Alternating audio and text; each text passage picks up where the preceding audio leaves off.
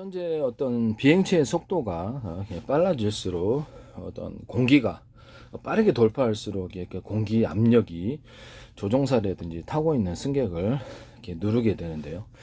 그것을 갖다 해결하기 위해서 제가 압축 공기를 갖다가 여러 겹으로 내뿜는 기술을 말씀을 드렸죠. 10단계로도 상관없어요.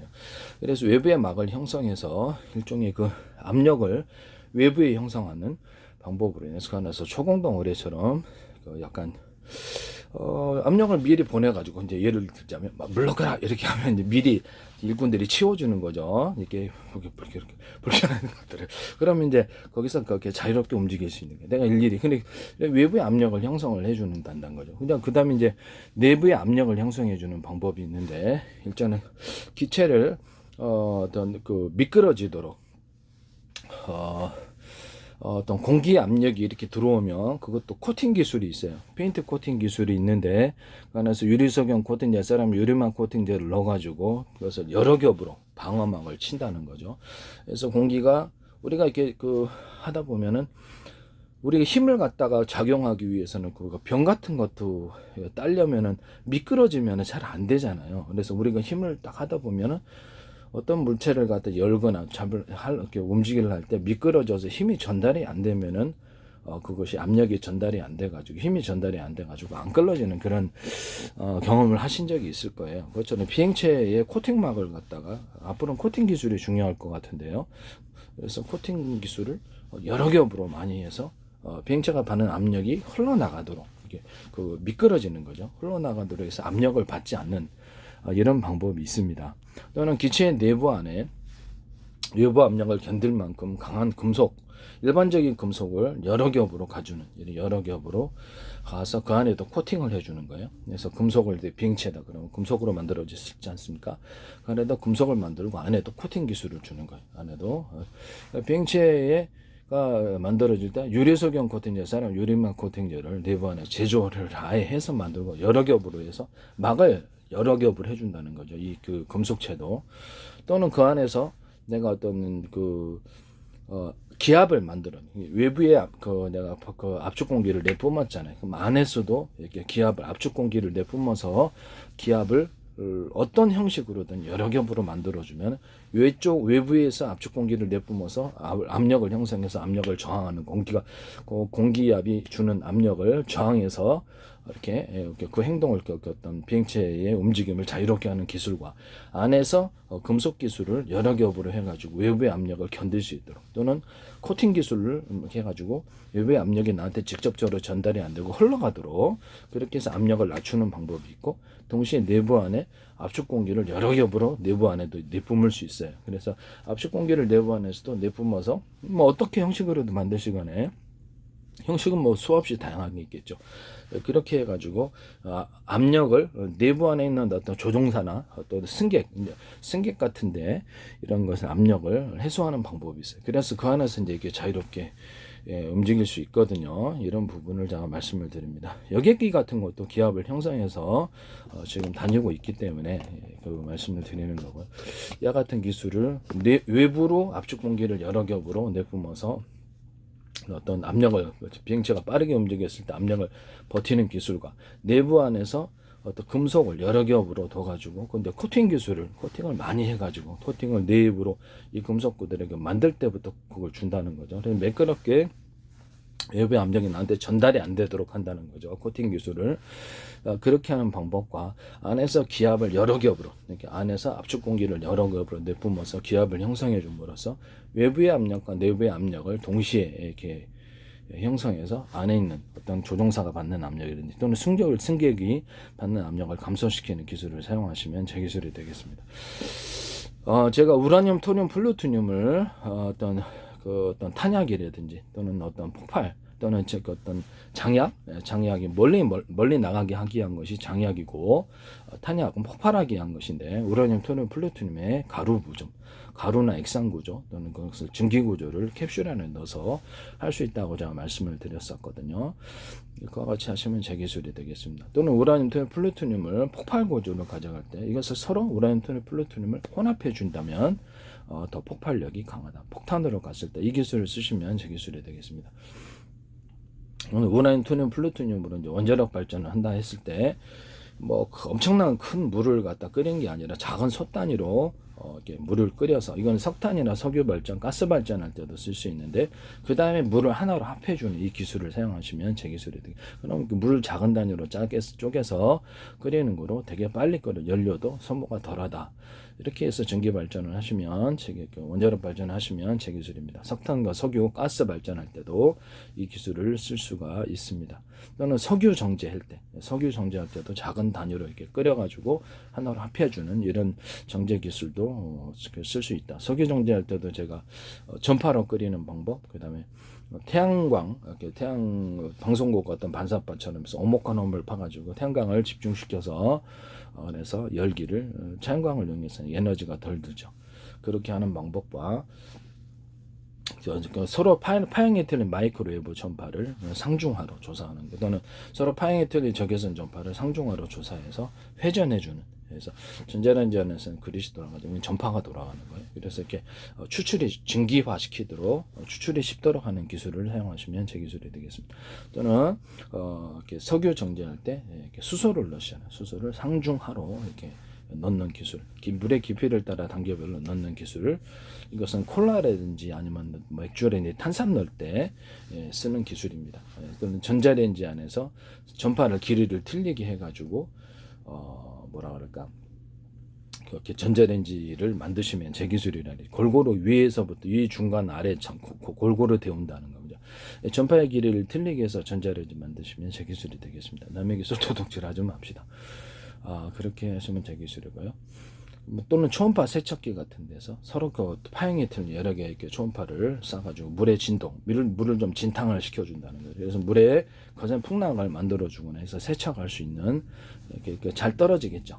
그런 기술을 사용하셔도 제 기술이 되겠다. 그 다음에 또 그 석유 정제할 때 수소만 넣는 게 아니라 산소를 같이 넣어주는 기술을 사용하시면 제 기술이 된다. 거기다 더해서 발화를 억제하기 위해서 이산화탄소도 같이 넣는 기술을 사용하시면 제 기술이 된다는 것을 말씀드립니다. 그렇게 해서 석유 정제하시거나, 또는 어떤 물을 전기 분해하거나 이렇게 했을 때, 열 분해할 때 서로 파형했던 여러 개의 전파 묶음을 마이크로웨이브 전파나 다른 것을 묶어서 상중하로 조사해 주는 기술, 서로 파형했던 적외선 전파를 상중하로 조사해서 회전해 줍니다.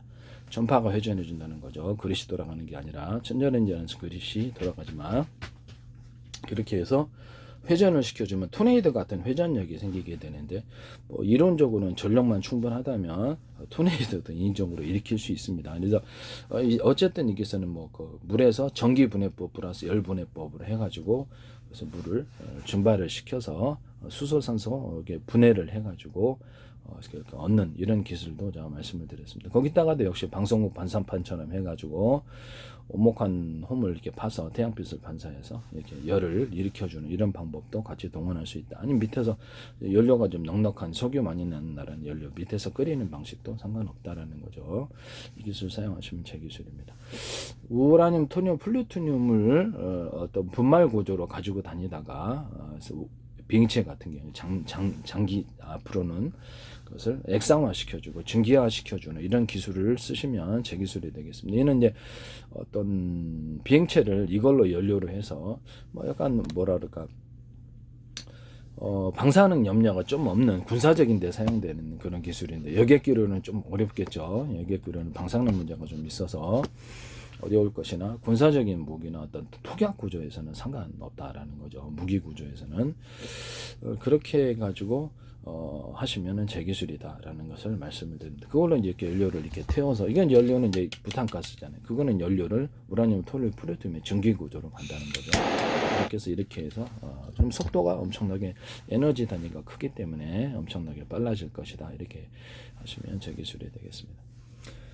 또는 그 여객기로 이 중간 단계, 기본적으로 항공 연료를 사용하고 거기다가 산소통을 따로 갖고 다니면서 이렇게 하는 기술을 쓰셔도 제 기술이 된다는 것을 비행체는 항공 연료 플러스 수소 산소를 같이 태워서 하는 기술, 그것도 이제 제 기술이고, 산소만을 추가적으로 좀 더 넣어서 완전 연소를 해가지고 적은 연료 대비해서 보다 더 긴 항속거리, 이제 파워를 높이는 기술인데요. 항공 연료 석유다. 그러면 비행체에서 비행체에서 갖고 있어요. 산소통을 따로 만들어주고 이것을 쓸 분량만 온도를 높여주는 그런 공간으로 해서 혼합을 해주고 온도를 높여줘요. 서로 온도를 높이는 공간이 있고 혼합해주는 공간이 있고 연소실로 가서 이건 연소실이 이렇게 붙어 있잖아요. 이렇게 연료실이 붙어 있지만 거기는 여기서 이렇게 태우는 공간이 따로 있고요. 연소실이 따로 있고 이렇게 연료통인 따로 보관해서 그쪽에 파이프를 통해서 공급을 해준다는 거죠. 그럼 여기 100개라도 상관없는 연료만 공급되면 이것이 제 방식의 추진 방식이에요. 이거를 동서남북으로 둘 수도 있다는 거죠. 또는 위아래 좌우로 둘 수 있다는 거죠. 이게 이제 제 비행체 기술이고요. 비행체가 군사적으로 사용됐을 때 아니 요 현대에 있는 전투기는 뒤로만 있잖아요. 근데 그걸 어떤 열차 같은 건 앞뒤로도 있거든요. 앞뒤로도 있기 때문에 자동차 같은 것도 앞뒤에 엔진 달으면 앞뒤로 움직이거든요. 그래서 저는 비행체도 또 무인 잠수 밑에 있는 그 잠수정 같은 거 있잖아요. 그런 데서도 상관이 없다라는 거죠. 이렇게 해서 이론적으로는 이렇게 앞뒤 위아래 좌우로 이렇게 이런 연소실을 둔다는 거죠. 그래서 여기는 연료통이 붙어 있지만 그럴 필요가 뭐가 있냐. 파이프를 통해서 이런 것을 100개를 앞뒤 위아래 좌우로 둘 수 있다라는 게 제 이론이고요. 그래서 연료만 공급해주면 얘가 태워서 앞으로 나가게 한다는 거죠. 그때 이제 에너지 단위를 큰 우라늄, 토늄, 플루토늄 것을 증기 구조로 태워서 가는 구조가 있고 거기다 플러스해서 수소, 산소를 같이 결합해 주는 경우와 항공유를 결합해서 우라늄, 토늄, 플루토늄의 증기 구조를 조금 넣어준다는 거죠. 군사적으로 쓸 때는 방사능 음료가 상대적으로 없기 때문에 항공연료 플러스 석유가 되겠죠. 플러스 산소 또는 수소, 산소 이따가 우라늄, 토늄, 플루토늄 증기 구조를 섞어주는 이 기술을 쓰시면 제 기술의 속도가 빨라진다는 거죠. 에너지 나는 게 크기 때문에. 그 다음에 이제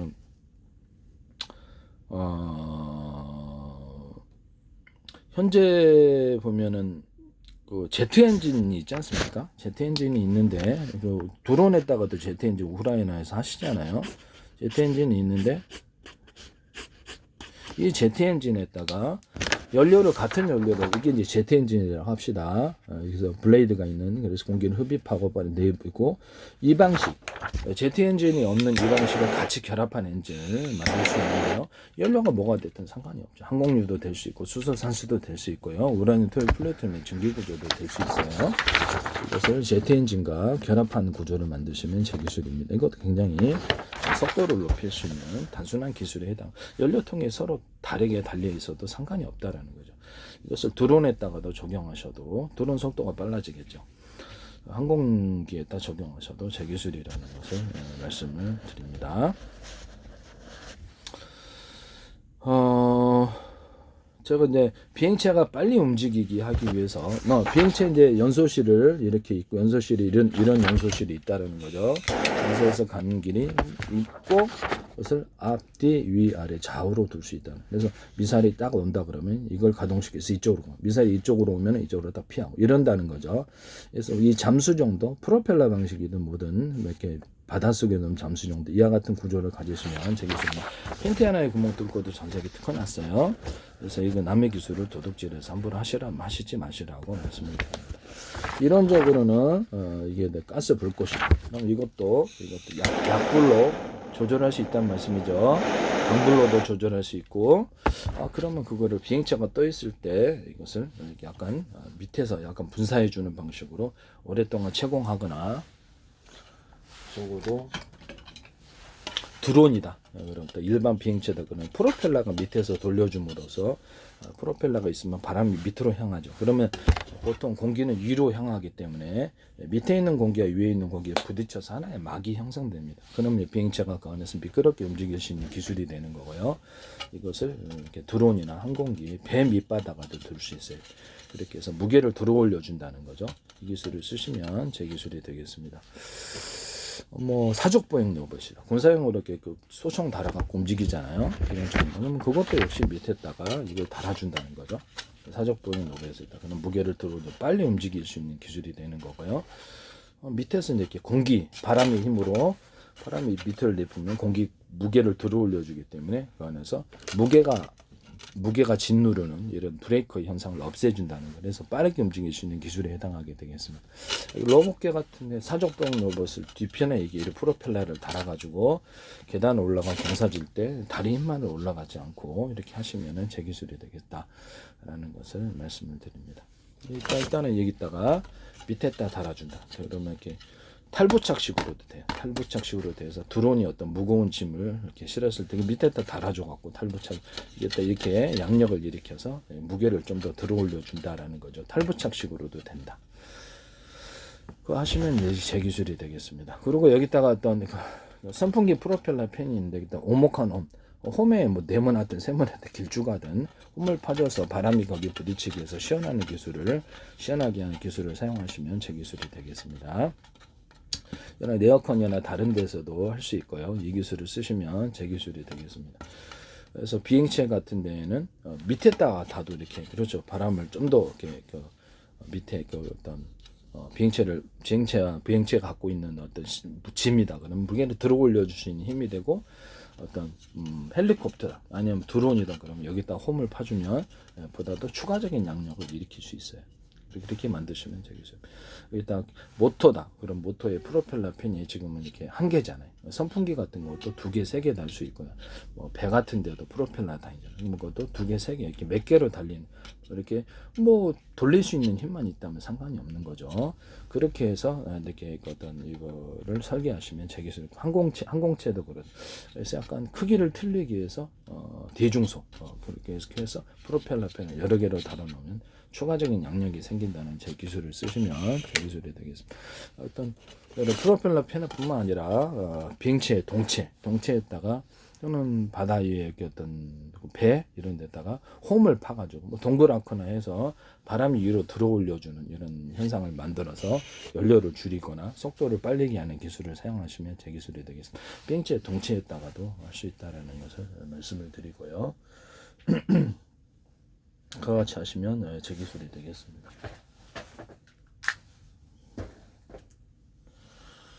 비행체 동체에다가 바람이 이렇게 타고 뒤로 이렇게 추진하는 구조를 만들어서 옆에 이런 걸 만들어주면은 비행체 동체나 또는 어떤 그 윙, 날개 부분에 이런 것을 쓸 수도 있다. 또는 이것을 배에도 적용할 수 있다. 물살이 뒤로 내뿜으면서 추진 구조를 만들어주는 그런 기술을 사용하셔도 제 기술이 되겠습니다.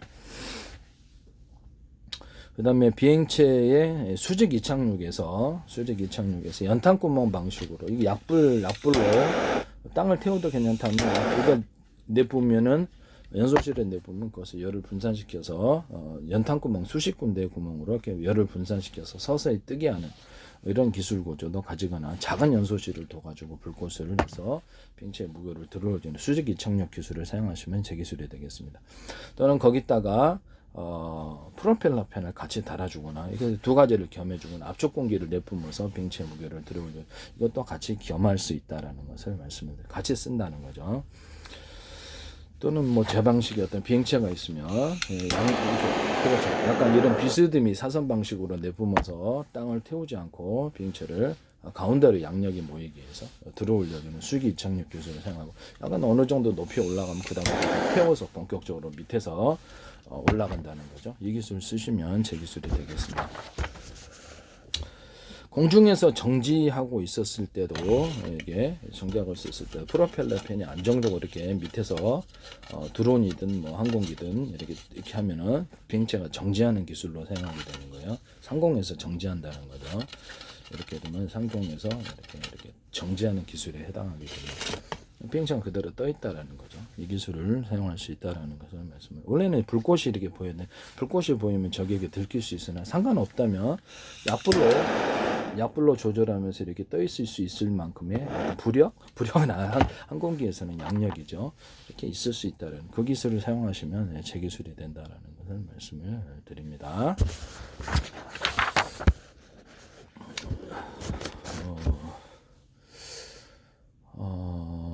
앞으로 이렇게 뭐 우라늄, 토늄, 플루토늄의 지금 대륙간 탄도 미사일 같은 경우에 이제 속도가 어느 정도면은 지금 미국 콜로라도 기지에서 이까지 서울까지 보면 한 50분 걸려요.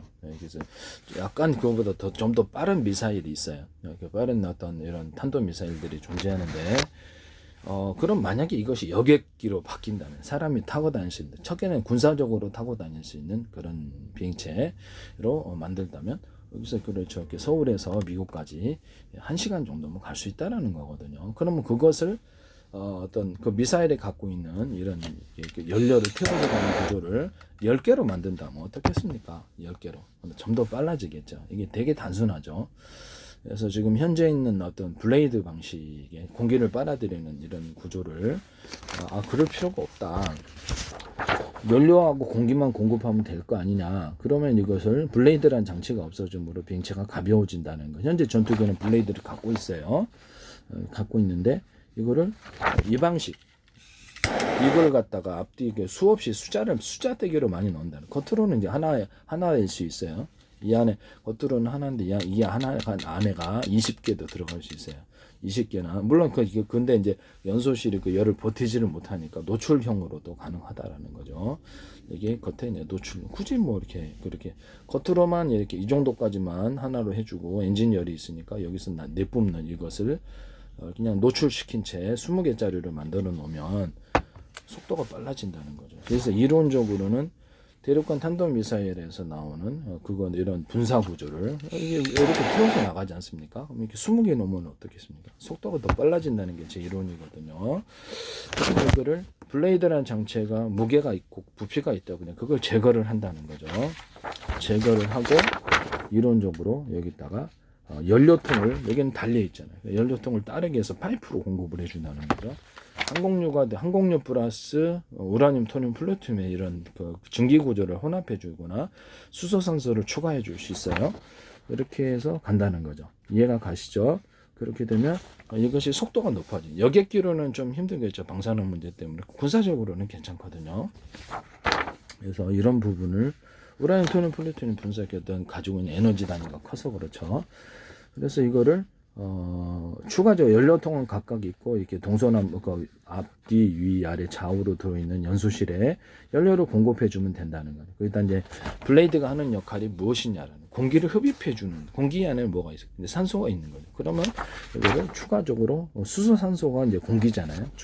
수소산소를 공급해 준다는 거죠. 이게는 연료통이 부탄가스예요. 그럼 수소산소를 같이 연료통을 따로 둬서 일종의 공기를 주입해 주고 그다음에 다른 데서 압축 공기를 받아들여서 이 연소실에 넣어준다는 거죠. 얘가 가시죠. 그럼 수소산소가 이미 기체고 공기이기 때문에 거기다 추가적으로 압축 공기만 조금 넣어주면은 블레이드 하는 역할을 충분히 대체할 수 있다. 그럼 비행체 무게가 가벼워지고 앞뒤 위아래로 좌우로 둘 수 있다는 게 제 이론이에요. 이것을 쓰시면 제 기술이 되겠습니다. 제가 그 어떤 자동차 같은 데서도 현재 있는 설계 구조를 변경을 시켜야 될 것 같아요. 내연기관차라도 휘발유 플러스 산소통을 같이 갖고 다니면서 이렇게 산소를 추가적으로 공급해 주는. 이제 수소산소도 괜찮아요. 근데 폭발 위험이 좀 문제죠. 산소만 공급해 줘 가지고 휘발유, 경유, 뭐 이렇게 LPG 가스, 산소를 공급해 주는 그런 기술 구조를 가지시면 제 기술입니다. 산소 각각 온도를 높여주고 온도를 높여야지 완전 연소가 일어나거든요. 그다음에 섞어주고 연소실로 보내준다. 이런 기술 구조를 내연기관차라든지 오토바이 다른 데도 가질 수 있어요. 그래서 이것을 쓰시면 즉 확실히 터지니까 이렇게 각각 따로 보관하고 있다가 그것을 쓸 때만 섞어주는 기술을 사용한다는 거. 그렇게 되면 현재 있는 내연기관차나 배에서도 이제 산소통을 따로 갖고 다녀서 산소를 압축 공기, 액체 산소를 넣어주든지 수소산소를 넣어주 이렇게 한다는 거죠. 거기다 추가적으로 배에다가도 이렇게 어떤 프로펠러 방식이 아니라 이렇게 일단 이거를 불꽃 분사도 될 수 있어요. 이론적으로. 그래서 그런 것도 같이 겸할 수 있어요. 어쨌든 이 방식을 사용하시면 설계 방식을 사용하시면 제 기술입니다. 완전 연소로 가는 어떤 길이 산소를 추가적으로 공급해 주거나 수소산소를 추가로 공급해서 이것을 높은 온도 속에서 이 휘발유, 경유, 산소를 이렇게 어떤 LPG 가스 이런 것들을 태워줌으로써 완전 연소를 하고 찌꺼기가 안 남는다는 거죠. 미연이 이 기술을 쓰시면 제 기술이 되겠습니다. 남의 기술 도둑질하지 맙시다. 어, 그 다음에 지금 대륙간 탄도미사일이 북미 간에 보시면 제가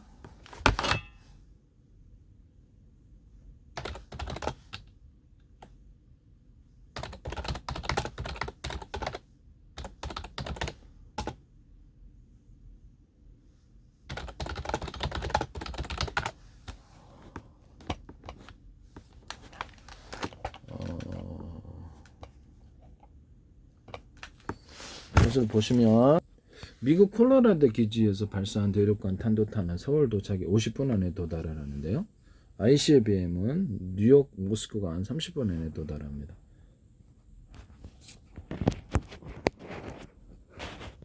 그래서 현재는 그러면 거기가 도달하는 어떤 엔진의 분사를 얘가 한 개짜리로 움직일 거 아니에요? 그럼 이걸 5개, 20개로 놓는다면 어떻겠어요? 속도가 그만큼 빨라지는 거죠. 안에 있는 그 압력, 그래서 사람이 타고 있을 때 유인이 이렇게 사람이 타고 있다 그러면 그거를 압력을 견딜 수만 있습니다. 외부에 압축 공기를 여러 겹 내뿜고 안에서 이렇게 어떤 받는 압력을 흘려게 코팅 기술을 통해서 흘려 보내주는 기술과 금속을 여러 겹으로 둬가지고 그 안에서도 코팅 기술을 줘가지고 압력을 저항하는 힘을 만들어 준다는 거죠. 그다음에 안에서도 기압을 여러 겹으로 형성해주는 어떤 형태가 됐든 기압을 한 겹이 아니라 여러 겹 형성해서 안팎의 압력을 형성해줌으로써 일단 내부 안에 있는 압력을 덜 받게 하는 기술을 사용하시면 제 기술이라 그랬죠. 그거를 이론적으로는 ICBM 뉴욕 모스크바가 30분에 도달하고 미국 콜로라도 기지 발사한 대륙간 탄도탄이 서울도서 50분에 도달하는데 좀 더 빠른 것들이 있어요. 그럼 이거를 또 한 개짜리를 20개로 늘리면 100개로 늘리면 어떻겠냐라는 이론적으로 그러면 5개로 늘려도 돼요. 속도가 좀 더 빨라지겠습니까? 늦어지겠습니까? 빨라지겠죠. 이게 되게 단순한 기술이죠. 이런 부분을 말씀을 드리고요. 그래서 제가 아까처럼 이렇게 블레이드 없이 앞뒤 위아래 두 곳에다가 이걸 숫자를 많이 주자는 거죠. 겉으로는 노출형이 있고 노출형이 아니라 안쪽에서 연소열만 견딜 수 있으면 그러니까 안에 숨어 있어도 상관은 없죠. 너무 높은 온도를 가지게 되면 연소실을 그렇죠 거덜나죠. 그래서 노출형으로 끝에만 이쪽에만 딱 해주고 끝에만 이렇게 노출형으로 해줄 수 있는 그런 엔진 만드시면 제 기술입니다. 그래서 보기가 좋죠. 그래서 이렇게 딱 여기까지는 감춰있고 여기 끝에만 20개짜리 놓으면은 그래서 태워서 여기는 뭐 열을 충분히 감당할 수, 이 끝에서 연료를 태워서 나가. 이거는 끝에서 연료를 태워서 이런 방식을 사용할 수 있습니다. 그래서 연소실을 견딜 수 있게 만들어 준다는 거죠. 이론적으로는 뭐 우라늄, 토륨, 플루토늄 에너지 단위가 크니까 이렇게 태우면은 이런 부탄가스 정도는 되게 작지만 분사형으로 쓰는 거는 화력이 세니까 충분히 비행체를 움직일 수 있다라는 게 제 이론이에요. 그래서 지금 이론적으로 50분 안에 서울에 미국에서 미국 콜로라도 기지에 발사한 탄도탄 서울에도 50분 안에 도달하면 그거를 10개짜리로 만들면 이론적으로 5분이라는 거 아니에요. 뭐 이론적으로 그렇다라는 거죠. 이론적으로 재밌으라고. 그래서 속도를 높일 수 있는 기술인데 너무 단순하죠. 그래서 그럼 이걸 갖다가 블레이드라는 장치를 이렇게 비행체에서 없애주면은 이게 숫자떼기로 숫자를 많이 배치하면 속도가 높아진다는 게 제 기술이거든요. 그 중에서는 이런 어떤 제트 엔진 안에 있는 이런 연소실 크기를 대중소 크기를 틀려서 만들어 놓거나 그러면 그것이 융합열이 생긴다 그랬죠. 그 방식을 사용하셔도 제 기술입니다. 그리고 압축 공기를 내뿜어주는 이런 방식이 그 안에서 초공동 어뢰처럼 빠르게 움직이는 기술에 해당하기 때문에 속도도 현재보다 훨씬 높아질 수밖에 없습니다. 이 기술을 말씀을 드리고요.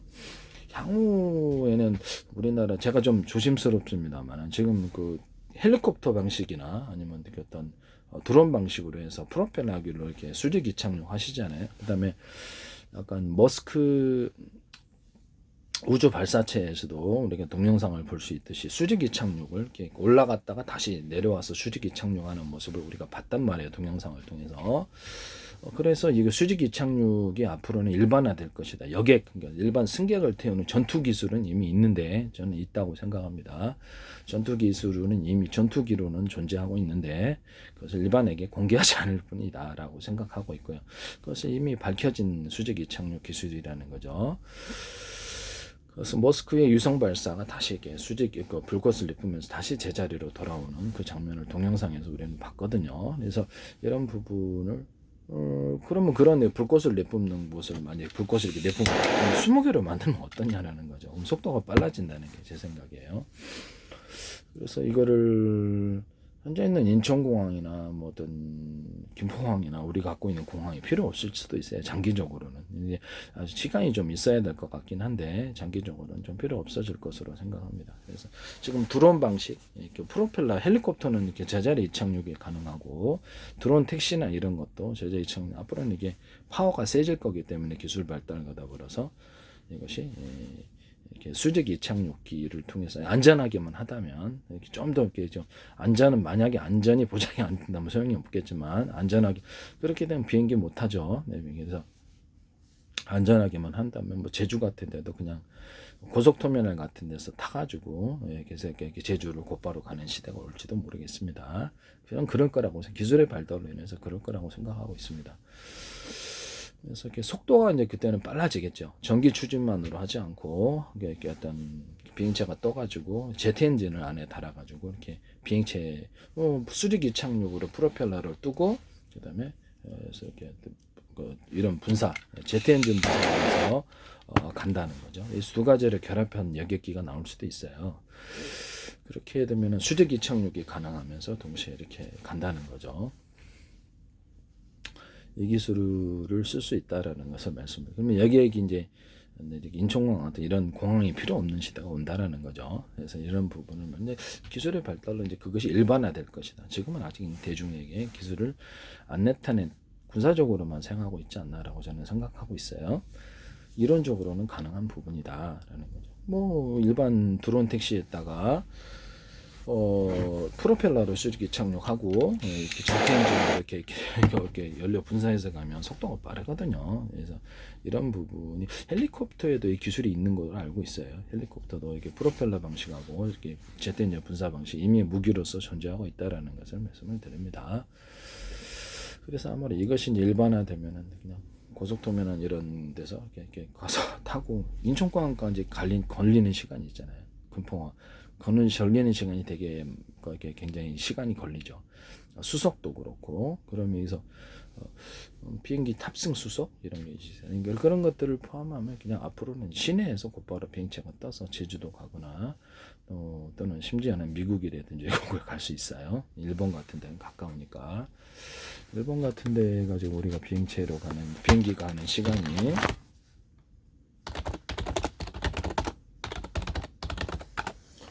일본 서울간 도쿄에서 서울까지 비행거리는 2시간 44분 정도 소요됩니다. 그래서 이렇게 해서 제주가 1시간 걸리는 걸 알고 있거든요. 그래서 일본, 미국, 중국 상하이에서 제주도 갈 때도 시간이 별로 안 걸려요. 그래서 서울 도쿄 간 항공편 소요 시간이 2시간 20분 걸립니다. 2시간 20분 걸리기 때문에 앞으로 이렇게 비행체가 이론적으로 속도가 빨라지는 비행체가 이제 여객용으로도 정부가 허가가 필요하죠. 그래서 빨라진다면 이게 굉장히 국가 간의 이동이 빈번하게 될 것이다. 라고 저는 생각하고 있습니다. 뭐 미국으로서 지금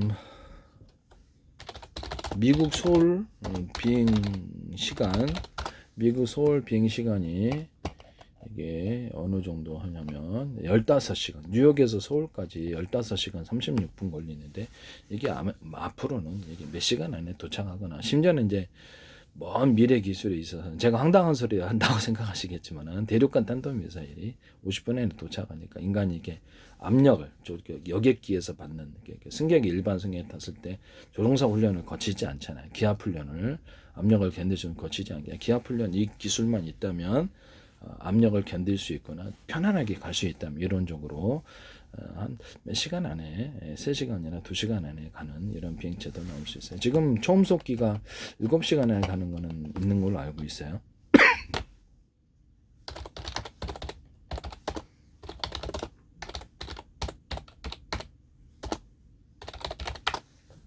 초음속기로 해서 이렇게 실제로 비행이 나서면 서울에서 미국 뉴욕까지 비행 시간이 초음속기가 미액시간 7시간 정도 소요될 것으로 현재 개발 중이라고 얘기를 합니다. 예전에 콩고도 여객기가 있었긴 한 것 같은데요. 7시간 걸린다는 거죠. 그러면 이거를 군사적으로 만약에 사용을 한다면 군사적인 어떤 무기로서 거기 이제 여객이 허용이 된다면 속도가 빨라지면 이론적으로는 3시간도 가능하고 3시간 반도 가능하겠죠.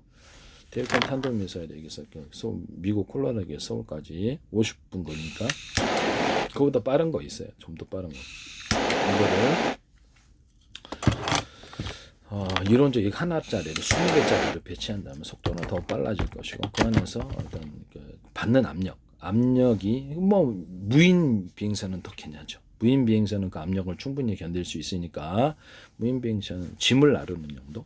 짐도 어떤 그 안에서 압력을 견딜 수 있게 만들어줘야 되겠죠. 짐이라든 이런 거 로봇은 견딜 수 있을지 모르겠어요. 어쨌든 이런 부분을 생각을 하면 앞으로도 속도가 빨라지더라도 기압을 압력을 형성해서 내부로 제 기술을 따라서 내부 형성해서 그 안에 승객이 안전하게 도착할 수만 있다면 충분히 가능하다. 그래서 이런 것을 제가 말씀을 드립니다. 한 3시간도 안 걸려요. 군사적으로는 이론적으로 만약에 이게 만화 같은 생각이 드는 분 있습니다만은 탄도미사일이 50분 걸리니까 그 정도를 속도만 걸릴 수만 있다면 그러니까 압력을 갖다가 내보낸 사람이 터져 죽지 않는다. 기절하거나 죽지 않는다. 안전만 보장된다면 그러면 그 정도 속도를 나타낼 수 있는 비행체가 있다. 그러면 50분, 1시간 안에 미국과 이렇게 서울을 왔다 갔다 할 수 있다라는 거죠. 1시간 안에 갈 수 있는 거죠. 그러면 이렇게 미국도 굉장히 이렇게 사실 이웃집이나 마찬가지겠네요. 이론적으로는 그렇다는 거죠. 앞으로 장기적으로 이루어질 기술 이렇게 생각합니다. 아직 현실화되지 않은 기술 이렇게 생각하시면 되겠습니다.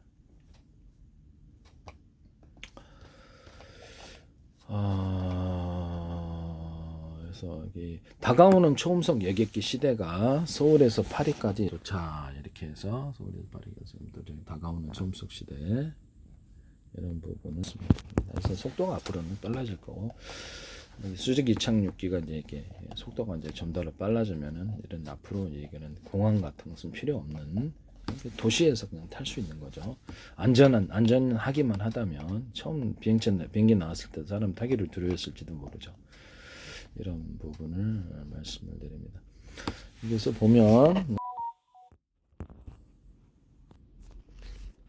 이것은 인천에서 LA까지 1시간 마7 곡조음속 무인기 뜬다. 무인기로는 이게 1시간 걸리는 무인기로는 이게 가능한데 사람이 받는 압력이 있어서 그렇습니다. 압력이 있어서 그 압력만 해결할 수 있다면 앞으로 속도가 엄청 빨라질 것이다 라는 것입니다.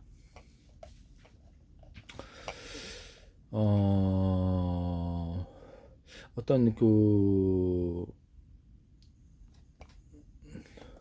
여기서 음성 열차에 대해서도 나오고 있는데요.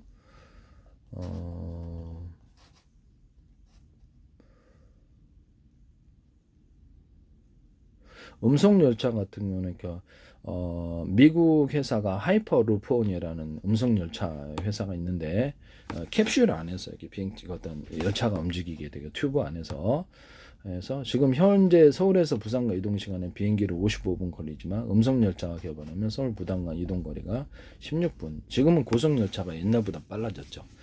그래서 이렇게 해서 그 안에서 튜브 안에서 이렇게 열차가 움직이는 기술에 의해서는 속도가 엄청 빨라진다는 것을 말씀을 드립니다. 공기 저항을 없애면 속도가 빨라지는데 제 기술이 그러거든요. 그래서 항공기에서 압축 공기를 내뿜어가지고 여러 겹으로 그래서 그것을 공기 저항을 미리 걔가 공기 저항을 없애주는 거죠. 그 안에서 움직임이 자유롭고 속도가 바람이 막 이렇게 밀면 여러분들 앞으로 태풍 같은 밀면 사람이 갑니까? 못 가죠. 속도가 늦죠. 그러면 그걸 갖다가 태풍에 만약 이론적으로 태풍이 있다 그러면 이렇게 압축 공기를 내뿜어갖고 얘를 갖다 압력을 없애면 사람은 타타타타 달려갈 수도 있죠. 이거는 차를 타고 다니는 비행차랑은 더 빨라진다는, 그죠? 그래서 압축 공기를 내뿜는 기술은 초공동 의뢰처럼 속도를 빨리하는 기술에 해당한다는 것을 말씀해요. 그것도 여러 겹으로 내뿜거나 앞으로 기압을 앞으로 여러 겹으로 기압을 내부 안에서 형성을 해주면 그 안에서 사람이 유인 여객기를 할지라도 속도를 빠르게 움직일 수 있다. 조종사가 어떤 받는 압력 훈련이 있잖아요. 그걸 거치지 않아도 편안히 여기에 여행할 수 있다라는 것을 말씀을 드립니다. 뭐 제가 말이 안 된다고 생각하시지 마시고, 예, 그럴 수도 있구나라고 생각하시면 재밌다라고 이렇게 생각하시기를 바랍니다. 뭐 안 된다 이렇게 생각하지 마시고요. 극초음속 탄도미사일이 뭐 서울 평양 간에 1분 정도 걸린다고 합니다. 그래서 무인기 같은 경우는 압력 같은 거 사람이 받는 압력을 뭐 그런 거 고려할 필요 없는 거죠. 사람이 안 타고 있어서. 그래서 빠르게 움직일 수 있고, 사람이 이제 타면은 그 압력을 견딜 수 있도록 기술이 이제 앞으로 나올 거예요. 중국 업체도 초음속 여객기 개발에 가세했는데 상하이, 뉴욕 2시간 목표를 하고 있다. 그래서 이렇게 해서 영국 런던에서 뉴욕까지 90분, 일본에서 태평양 가서 미국까지 2시간 45분이면 날아가죠. 상하이, 뉴욕간 2시간 목표 중국 업체. 그래서 이런 부분이 있다라는 것을 말씀을 드립니다. 네.